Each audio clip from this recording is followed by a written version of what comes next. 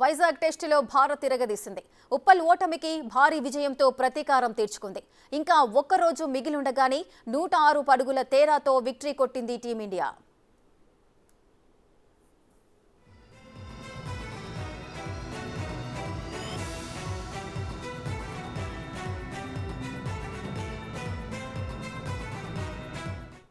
$399 పరుగుల టార్గెట్తో బరిలోకి దిగిన ఇంగ్లాండ్ టీం 292 రన్స్కే చాప చుట్టేసింది.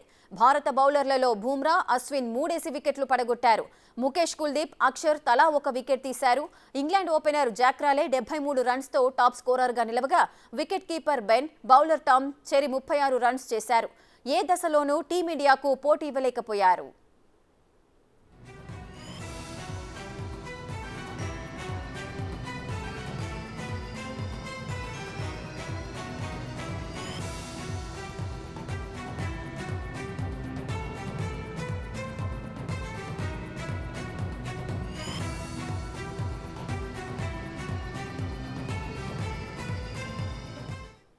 రైటిక వైజాగ్ టెస్టులో భారత్ తిరగదీసింది. ఉప్పల్ ఓటమికి భారీ విజయంతో ప్రతీకారం కూడా తీర్చుకుంది. దీనికి సంబంధించిన పూర్తి డీటెయిల్స్ మా ప్రతినిధి రానా అందిస్తారు. రానా, చెప్పండి, ఉప్పల్లో అయితే భారీ ఓటమి చవి చూసింది ఇండియా. ఇప్పుడు వైజాగ్ లో జరిగిన ఈ టెస్ట్ సిరీస్ అయితే సొంతం చేసుకుంది. దీన్ని ఏ విధంగా చూడొచ్చు? ఉప్పల్ టెస్ట్ లో దాదాపు ఎంత ప్రాయపడుతున్న సమయంలో చదువుకున్నటువంటి భారత్ వైజాగ్ లో తిరగేదని చెప్పొచ్చు. ఈసారి బ్యాట్స్మెన్స్ బౌలర్స్ తమ సత్తా చూశారని చెప్పొచ్చు. మొదటి నుంచి దాదాపు 396 పరుగులు చేసింది ఇండియా. తర్వాత ఫస్ట్ ఇన్నింగ్స్ లో ఇంగ్లాండ్ కేవలం 253 పరుగులు మాత్రమే చేసిన పరిస్థితి. తర్వాత సెకండ్ ఇన్నింగ్స్ లో 255 పరుగులు ఇండియా చేసింది. తర్వాత దాదాపు 292 పరుగులు దాకా ఇంగ్లాండ్ తన రెండో ఇన్నింగ్స్ ని క్లోజ్ చేసుకోవడం పద్ధతి కనిపిస్తుంది. ఎందుకంటే మొదటి ఇన్నింగ్స్ లో జైస్వాల్ చేసినటువంటి డబుల్ సెంచరీ అనేది కూడా చాలా కీలకంగా మారింది.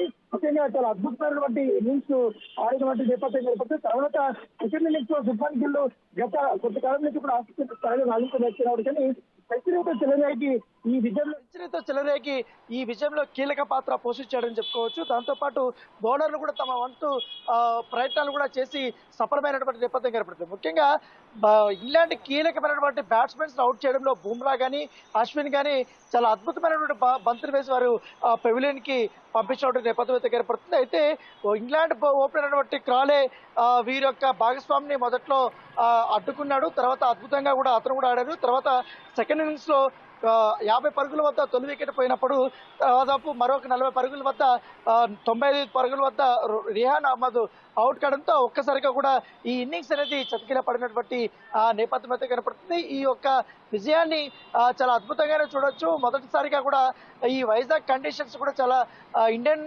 క్రికెటర్స్ కి బాగా కలిసి వచ్చాయని చెప్పుకోవచ్చు. ఎందుకంటే ఆ స్టాటిస్టిక్స్ కూడా మనకు చాలా క్లియర్ గా కూడా చూస్తున్నాం.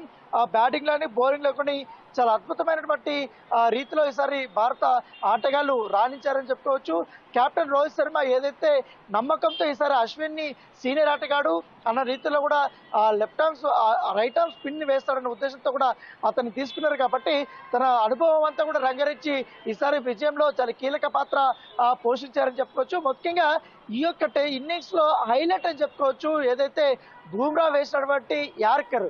ఎందుకంటే పోపు ఆడుతున్నప్పుడు ఆయన బూమ్రా వేసినటువంటి యార్కర్ కి ఒక్కసారిగా ప్రపంచమే ఆశ్చర్యపోయింది. ఎందుకంటే గతంలో ఫస్ట్ టెస్ట్ లో కూడా ఈ పోపు చాలా అద్భుతంగా ఆడి ఇంగ్లాండ్ కి అద్భుతమైన విజయాన్ని అందించారు.